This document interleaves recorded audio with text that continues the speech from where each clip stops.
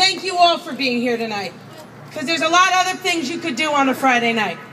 So I am moved beyond words that you all are here, and that you're all committed to make sure between now and Tuesday we get into the runoff, and then on October 1st win the runoff and head to the general election.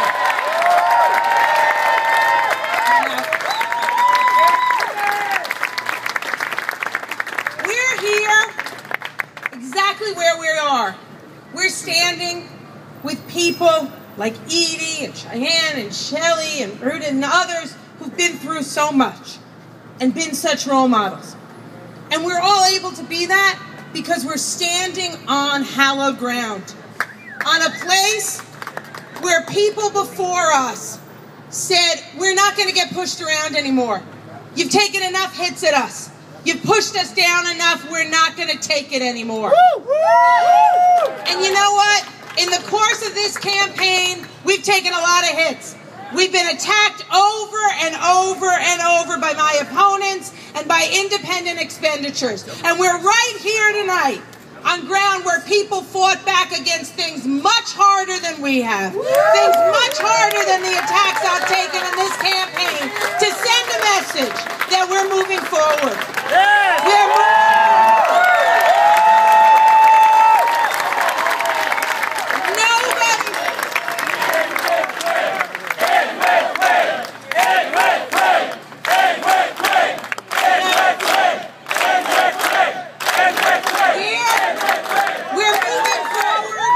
Because nobody has ever handed our community anything.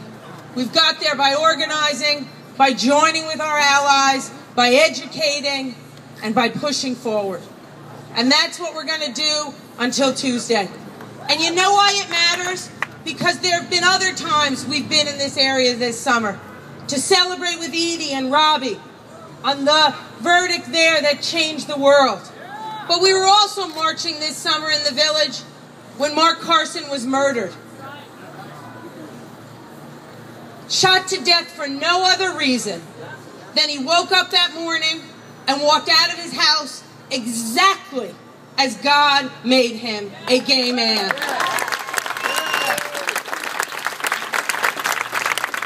So have we made progress? Absolutely. But do we live in a country where everyone can be married? No. Do we live in a state where our state human rights law recognizes transgender people? No, we don't.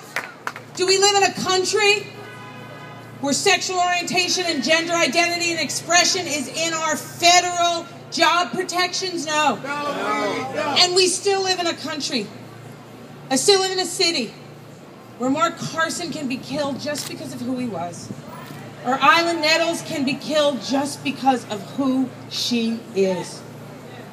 Now make no mistake, we can change that.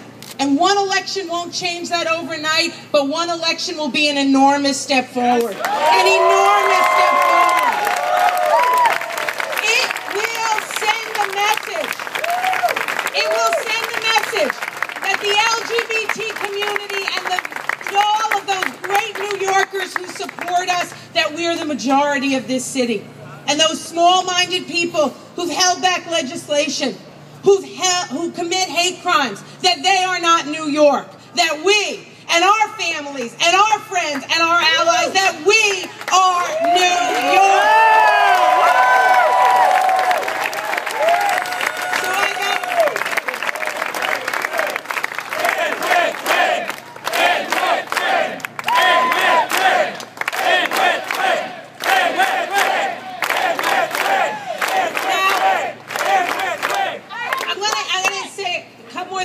To do some things. You know, I want to recognize another person, and I want to thank everyone who spoken and performed. But Jane Clementi is here with us, and I want to thank her. She asks all of us, in memory of her son Tyler, not to be bystanders, to be upstanders, to stand up, and Tyler's brother is with us, and Shelley and Lauren have been so great. Oh, great. And Joe's dad is here, too. That is great. The whole family is here, which it means a lot to me, and to Kim as a Rutgers alum, too, that you all are here. And you know what? Jane, the Clemente family's message is don't be a bystander, be an upstander. Yes. Be an upstander. Yeah. Believe that we can live in a world where everyone is recognized and embraced by the law, that we can live in a world where people can walk down the street and not be attacked because of who they are, and we can live in a world where children aren't going to be bullied to the point of losing hope. Now, you can all be part of that by being upstanders in the most aggressive way you can between now and Tuesday. Yes. Because you know what? If we turn everybody here and everybody you know and everybody they know out to the polls on Tuesday, people are going to be shocked and surprised, and we're going to go into that runoff as the winner. Now look, this matters. It matters because we have work to do and we have a world to change. And we have a debt to pay. We have a debt to pay to the people who were here all those years ago. To the people who literally put their lives on the line so our lives could move forward. We have an obligation